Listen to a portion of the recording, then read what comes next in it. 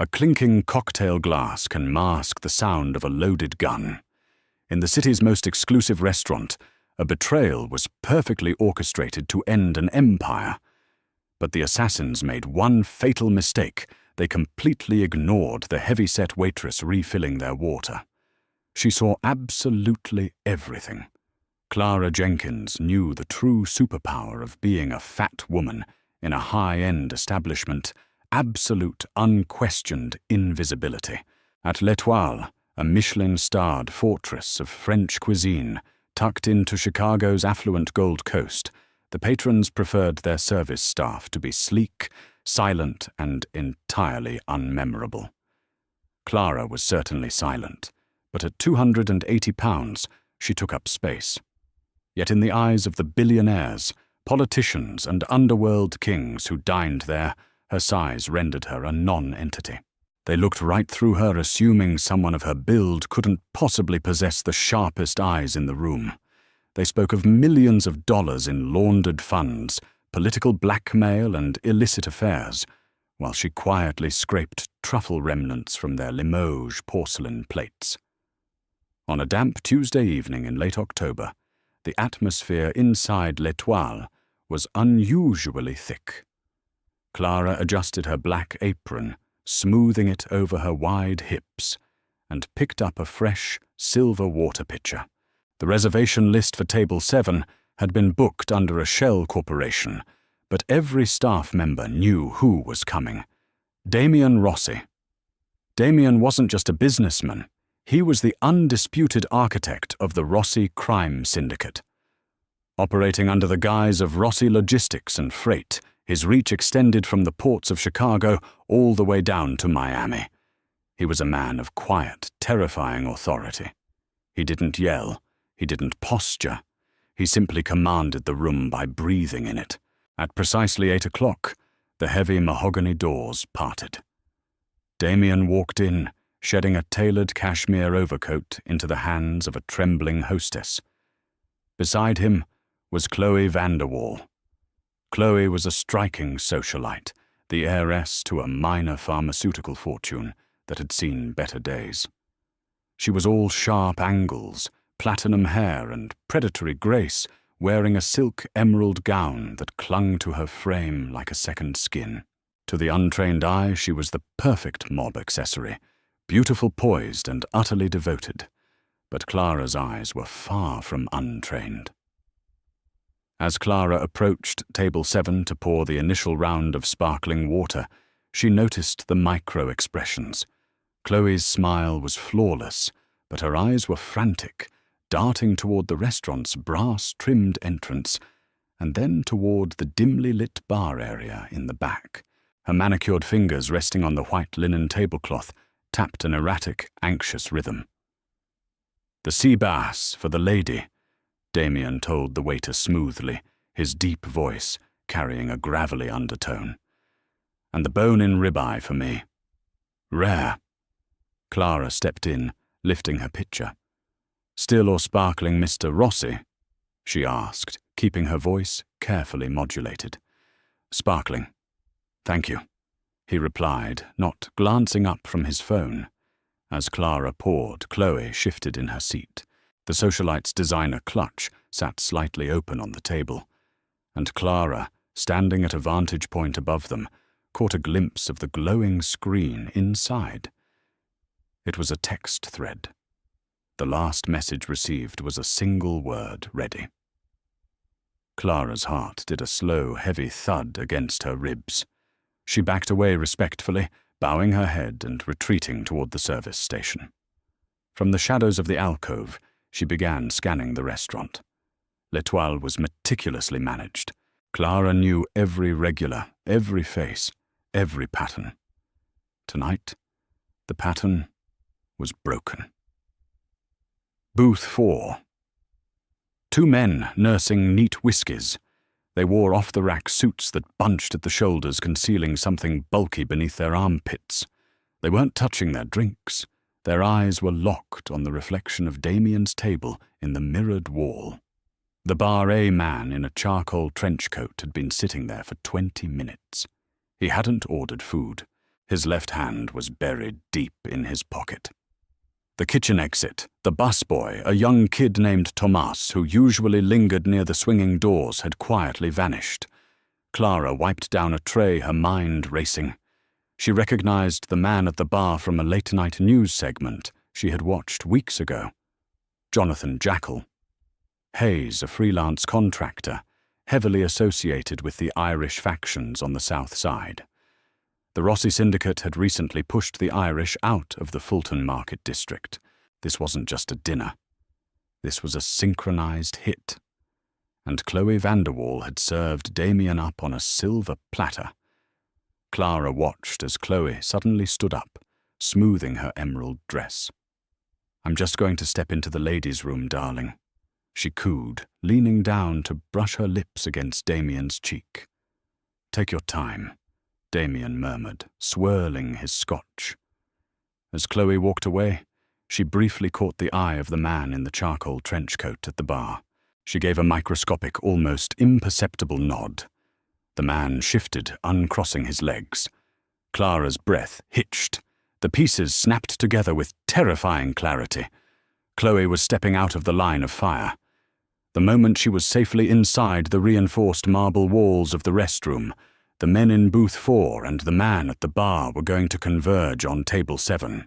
Damien Rossi was going to be gunned down right over his bone-in ribeye, and Clara, along with the rest of the staff, would be caught in the crossfire. She looked at Damien. He was sitting alone, looking at his phone, completely oblivious to the fact that his empire was about to end in a spray of bullets and shattered glass.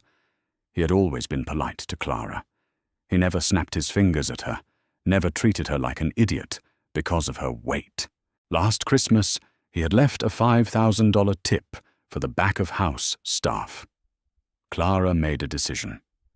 She wasn't going to let this man die on her shift. The kitchen was a cacophony of shouting chefs, clattering pans and hissing steam. But to Clara, the noise faded into a dull roar. Her hands were shaking. She moved to the service terminal, tearing a small blank sheet of receipt paper from the machine. She dug a cheap blue ballpoint pen out of her apron pocket. She needed to be fast. She needed to be concise. There was no time for explanations, and if she warned him verbally, the assassins would see the panic rushing their timeline. Pressing the paper against the stainless steel counter, Clara wrote in sharp block letters, "Your girlfriend sold you out. They are in position. Bar and booth 4. She folded the tiny square of paper twice until it was no bigger than a postage stamp. She palmed it, her sweaty skin clinging to the thermal paper. "Order up for table 7. Chef Laurent barked, slamming a silver cloche over a plate. "Clara, run the sides. Now." Clara grabbed the tray of creamed spinach and truffle potatoes. Her heavy footsteps felt like lead weights on the tiled floor as she pushed through the swinging doors and re-entered the dining room. The atmosphere had shifted. The air was practically vibrating with lethal intent. The 2 men in booth 4 were leaning forward, their hands slipping into their jackets. The man at the bar had stood up, tossing a crumpled $100 bill onto the counter. Chloe was nowhere to be seen. She was securely hidden in the restroom. Clara approached table 7. Her large frame completely blocked the line of sight between the bar and Damien for a split second. She set the heavy ceramic bowls of side dishes down with practiced grace. "Your sides, Mr. Rossi," Clara said quietly. "Thank you," Damien said, picking up his fork. As Clara reached forward to adjust his Scotch glass, she extended her index finger, pressing the folded receipt paper directly against the base of the glass, sliding it smoothly under the crystal rim. Damien's eyes flicked from the glass to her face. Clara didn't break eye contact. Her round, flushed face was devoid of the usual subservient hospitality smile. Her eyes were wide, urgent, and dead serious. She gave a singular heavy nod, then immediately turned her broad back and walked away, her hips swaying with a forced, casual rhythm. From the safety of the Waitress station, Clara watched her pulse pounding in her ears. Damien Rossi was a predator who had survived 36 years in a world where men rarely lived past 30. He didn't gasp. He didn't look over his shoulder. He seamlessly moved his hand to his glass, taking a sip of scotch, and as he set the glass down, his thumb swept the folded paper into his palm. He unrolled it under the table, shielded by the heavy linen cloth. Clara counted the seconds. 1, 2, 3. She saw the exact moment the words registered in his brain. The muscles in Damien's jaw feathered a microscopic tightening of his facial features. His posture changed entirely. Moments ago, he was a relaxed man, enjoying an evening with his lover. Now every muscle in his back was coiled like a spring. Instead of drawing a weapon, Damien reached into his breast pocket and casually pulled out his phone. He typed something out with his thumb, his face a mask of supreme indifference. Across the room, the man in the trench coat took his first step toward table 7. Suddenly, Chloe emerged from the hallway leading to the restrooms. She walked with forced elegance, a fake smile plastered across her face. She returned to her seat, smoothing her dress. "Sorry, darling," Chloe murmured, reaching for her wine glass. "The clasp on my shoe was coming loose." Damien looked at her. It was a look of pure, terrifying void. "Is that right?" he asked softly. "Yes," she said, taking a sip. Her hand was trembling so badly the wine sloshed against the glass. "Why are you looking at me like that, Damien? I'm just admiring you." Damien lied his voice, like velvet over broken glass. "You know, Chloe, it's funny. I was just thinking about your brother Richard. How is his debt problem holding up?" Chloe blanched. All the color drained from her perfectly contoured face. "Richard, he's fine. Why do you ask?" "Because," Damien said, leaning forward, steepling his fingers, "I heard he took a sizable loan from the Southside Irish, a loan he couldn't pay. Unless, of course, he offered them something of equal value to cancel the debt." Chloe's breath hitched. She glanced frantically toward the bar, making accidental fatal eye contact with Jonathan Hayes. That was all the confirmation Damien needed. The waitress was right. Damien didn't hesitate. With lightning speed, his left hand shot out across the table, grabbing Chloe by the throat of her emerald dress. He yanked her forward violently, using her body as a human shield, just as the man in the trench coat pulled a suppressed Glock from his pocket and raised it. "Get down!" Clara screamed at the top of her lungs, her booming voice shattering the quiet elegance of the restaurant. Chaos erupted. Patrons shrieked, diving under tables, as the first suppressed shot futted through the air, shattering the bottle of sparkling water, right where Damien's chest had been a millisecond prior. Damien hurled Chloe backward into the oncoming path of the two men, rushing from booth 4, causing them to stumble over her flailing limbs. In the same fluid motion, Damien drew a compact Sig Sauer from his ankle holster. He didn't fire blindly. He fired with surgical precision. Crack, crack.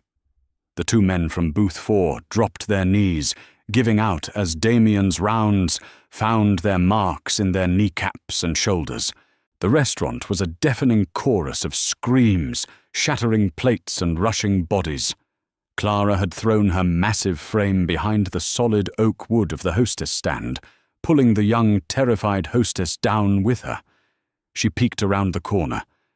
Damien was advancing on the trench-coat assassin, dodging a wild shot that tore through a Renaissance painting on the wall.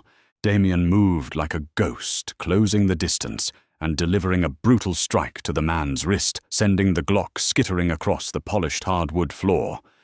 With a swift kick to the back of the assassin's knees, Damien had him pinned to the ground. The entire violent ballet had taken less than 15 seconds. The restaurant fell into a horrified, breathless silence, broken only by the whimpering of Chloe Vanderwall, who was huddled on the floor, her beautiful emerald dress covered in spilled wine and broken glass. Damien stood amidst the wreckage, his chest heaving slightly. He looked down at Chloe, his eyes entirely devoid of mercy. "You should have let Richard die," Damien said coldly. He then turned his head, scanning the terrified crowd hiding under the tables. His dark eyes swept over the room until they locked onto the large, breathless woman peeking out from behind the oak stand. Damien's gaze met Clara's. He slowly raised his hand, tapping 2 fingers against his temple in a silent salute of profound gratitude. He owed her his life, and a man like Damien Rossi never left a debt unpaid. But as the distant wail of Chicago police sirens began to echo through the rain-slicked streets, Clara knew that slipping that note hadn't just saved a mafia boss. It had irrevocably dragged her directly into his dark, dangerous world. The aftermath of the L'Etoile shootout was a masterclass in underworld efficiency. Before the first police cruiser even squealed to a halt outside the restaurant, Damien Rossi's fixers had already infiltrated the scene. They were men in sharp suits who moved with terrifying purpose, wiping down surfaces, gathering the discarded weapons, and quietly escorting a sobbing Chloe Vanderwall out through the service alley. When the Chicago Police Department finally breached the dining room, they found 2 bleeding hitmen, a shattered restaurant, and a highly rehearsed narrative. Damien's high-powered attorneys had already arrived, presenting a watertight case of self-defense against known cartel associates. Through it all, Clara played her part perfectly. When Detective Harrison, a weary, overworked man with a cheap trench coat, shined a flashlight in her face and asked what she saw, she gave him the exact performance the world expected of her. "I don't know," Clara stammered, wrapping her arms around her broad frame, letting her voice tremble.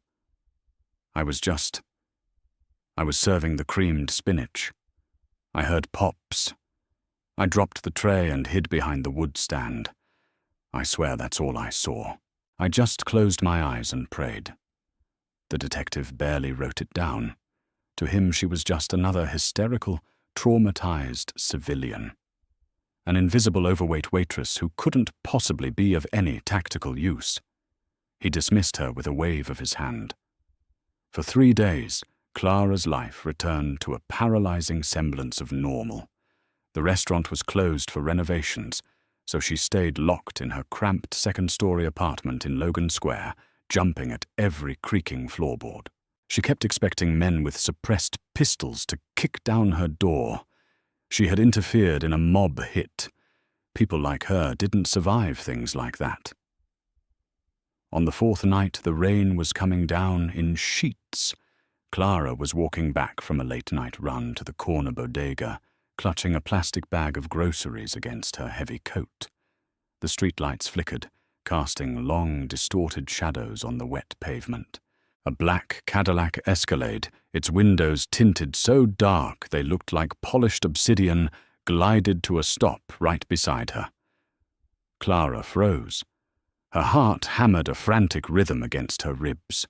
She looked around, calculating the distance to her apartment building. It was too far. She couldn't run. The rear passenger door swung open. A man stepped out, holding a large black umbrella. He wasn't a thug. He wore a bespoke navy suit and carried himself with lethal discipline. "Clara Jenkins," the man said. His voice was smooth, devoid of threat, but thick with authority. "My name is Leon. Mr. Rossi would like a word with you." Clara clutched her groceries tighter. "I don't have anything to say to the police, or anyone else." "Mr. Rossi isn't the police." "Clara," Leon replied, stepping aside to reveal the plush leather interior of the SUV. "And he doesn't want to hurt you. He wants to thank you." Please. It would be entirely in your best interest to get in." Swallowing her fear, Clara climbed into the back seat. The door clicked shut, plunging her into a world of climate-controlled luxury and faint cologne. They drove for an hour, leaving the grimy streets of the city behind for the sprawling forested estates of Lake Forest. The Escalade passed through massive wrought-iron gates, pulling up to a stunning stone mansion overlooking Lake Michigan. Leon escorted her inside, leading her down a long hallway, lined with museum-quality art, until he opened a set of heavy oak double doors. "Miss Jenkins, sir," Leon announced, stepping back and closing the door behind her. The study was cavernous, smelling of old paper leather and expensive bourbon. A fire roared in the hearth. Standing by the massive bay window, looking out at the stormy lake, was Damian Rossi. He wore a simple black turtleneck and dark slacks, looking less like a ruthless crime boss and more like a weary king. He turned, his dark eyes locked onto her, and for the first time in her life, Clara didn't feel invisible. She felt entirely exposed. "Clara," Damian said, walking over to a crystal decanter. He poured 2 glasses of amber liquid. "Do you drink?" "Only when my life is in imminent danger," she replied, her voice surprisingly steady. The corner of Damian's mouth twitched upward into a rare, genuine smile. He handed her a glass. "You aren't in danger here, I promise you that." "Drink." She took a sip. It burned like liquid fire going down, but warmed her freezing chest. "I did a background check on you," Damian said, leaning against the edge of his mahogany desk. "Clara Jenkins, 32 years old, no criminal record, a degree in psychology you never used. You've worked in high-end hospitality for 10 years. You have a quiet life. A very quiet life." "I like quiet," Clara said defensively. "Quiet saved my life," Damian corrected her, his tone dropping an octave, becoming intensely serious. "That note. You noticed Jackal at the bar. You noticed the 2 hitters in booth 4. But more importantly, you noticed Chloe." Clara looked down at her glass. She was tapping her fingers. Her micro-expressions were off. She was scared, but not of you.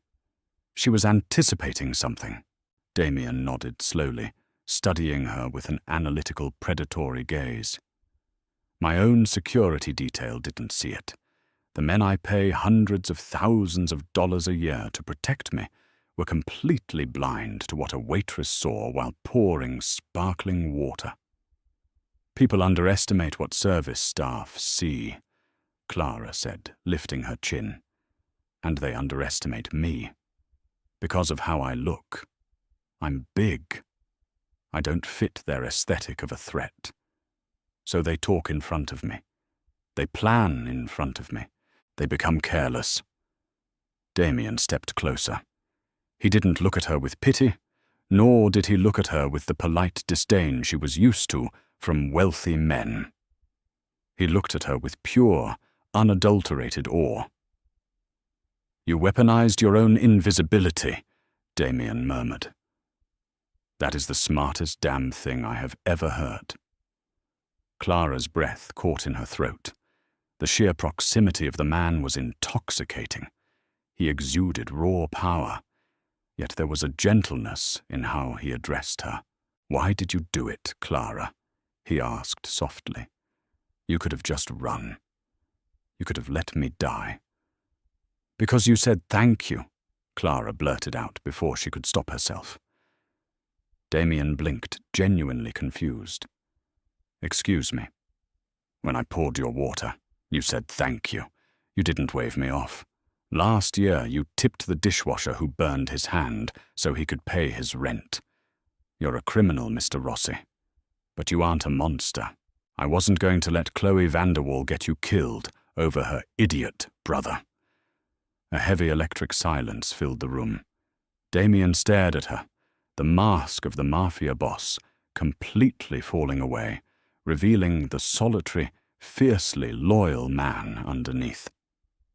"You're done waiting tables, Clara," Damien finally said, walking back around his desk. He pulled out a checkbook, wrote down a number, and slid it across the polished wood. Clara looked at the check. It was for $250,000. "That is your signing bonus," Damien said. "I am offering you a job, $500,000 a year. I don't want you to carry a gun. I don't want you to launder money. I want you to attend my meetings. I want you at my galas, my dinners, and my negotiations. I want you to sit quietly in the corner, and I want you to watch." He leaned forward, his eyes burning into hers. "Be my eyes, Clara. Tell me who is lying. Tell me who is plotting. Tell me who is going to betray me next." Clara looked at the check, then up at the ruthless king of the Chicago underworld. She took a deep breath, picked up the pen on his desk, and signed the contract he slid next to the check. "When do we start?" she asked. Over the next 6 months, the power dynamics of the Rossi syndicate shifted in a way no one could have predicted. Clara became Damien's shadow. Officially, she was listed on the payroll of Rossi Logistics and Freight as a senior logistics consultant. Unofficially, she was his absolute ultimate weapon. At first, the capos and lieutenants scoffed. They saw a heavy-set, plain-faced woman following their boss into sit-downs and laughed behind her back. But the laughter died quickly. In November, during a tense negotiation with a corrupt city alderman named Wallace, Clara sat quietly in the corner, sipping tea. After the meeting, she told Damien that Wallace was sweating profusely, despite the AC, and his pupils were dilated signs of cocaine withdrawal or intense, immediate fear. She advised Damien to hold off on the bribe. 2 days later, Wallace was indicted by the FBI. He had been wearing a wire during their meeting. In January, she noticed Arthur Damien's longtime accountant subtly mirroring the body language of a rival boss during a neutral charity event. She investigated his ledgers with her meticulous eye for detail and found millions siphoned into offshore accounts. With every catch, Clara's confidence bloomed, and with her confidence came a stunning transformation. She didn't lose weight, she stopped apologizing for it. She carried her size with regal authority. Damien funded a brand new wardrobe hiring tailors to craft custom suits and dresses that accentuated her curves, framing her as a force of nature rather than a wallflower. But the most profound shift was between Clara and Damien. The professional barrier slowly eroded during long, late-night strategy sessions in the penthouse. They ordered takeout, drank expensive wine, and talked until dawn. Damien found himself fascinated by her brilliant mind, her wicked sense of humor, and her unwavering loyalty. For the first time in his violent life, Damien felt completely safe with someone. One evening, as they were going over shipping manifests, Clara reached for a file, her hand brushing against his. Damien caught her hand, his strong fingers wrapping around hers. Clara froze, looking up at him. "Damien." He stood up, pulling her gently to her feet. He looked at her with a heat that made her knees weak.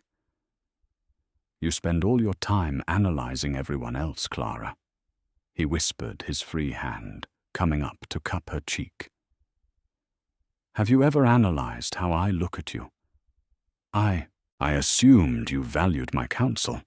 She stuttered, her heart hammering. "I value your life," Damien corrected his thumb, tracing her jawline. "I value your brilliant mind, and I am entirely captivated by your beauty." "Damien, I'm not," she started, instinctively wanting to put herself down. "Don't!" he commanded, his voice rough but tender. "Do not insult the woman I love." The words hit her like a physical blow. Before she could process them, Damien leaned in and kissed her. It wasn't a gentle, polite kiss. It was possessive, deep, and bruising a promise of absolute devotion. Clara melted into him, wrapping her arms around his broad shoulders, finally allowing herself to step out of the shadows and be entirely seen. Their relationship remained a fiercely guarded secret until the annual Continental Charity Gala in April. It was the most important event of the year, bringing together the city's legitimate elite and its shadowed underworld. The gala was being held at a newly renovated venue, L'Étoile. The restaurant had been transformed, the very place where Clara had once scraped plates and wiped tables. The room was packed with billionaires, politicians, and mobsters. When the double mahogany doors opened, a hush fell over the room. Damien Rossi walked in. But he wasn't alone, and he wasn't with a plastic socialite. On his arm was Clara. She was a vision of absolute commanding power. She wore a custom-made, off-the-shoulder sapphire blue gown that draped flawlessly over her lush curves. Diamonds dripped from her neck, catching the light of the chandeliers. Her makeup was sharp, her hair styled into sleek vintage waves. She looked terrifyingly beautiful. Whispers erupted across the room like wildfire. The elite guests recognized her. The hostesses, the bartenders, the men in expensive suits, they all realized that the fat, invisible waitress they had ignored for years was now holding the arm of the most dangerous man in Chicago. A rival boss stepped forward, his eyes wide, offering a hesitant nod. "Mr. Rossi, and this must be your new partner." Damien didn't just nod. He pulled Clara closer, kissing the side of her head in front of everyone, a public declaration of her untouchable status. "This is Clara," Damien said, his voice carrying effortlessly across the silent room. "She is the only reason I am breathing. And if any of you ever look through her again, I will personally ensure it is the last thing you see." Clara looked out at the sea of terrified, respectful faces. She wasn't just seen anymore. She was feared. She was revered. The invisible waitress was gone forever, and in her place stood the undeniable queen of the Rossi Empire. If you were captivated by Clara's rise from an invisible waitress to an unstoppable mafia queen, make sure to hit that like button and share this story. We love bringing you thrilling tales of romance, betrayal, and unexpected twists. Don't forget to subscribe to the channel and ring the notification bell so you never miss out on our next dramatic underworld adventure. Drop a comment below. What would you have done in Clara's shoes?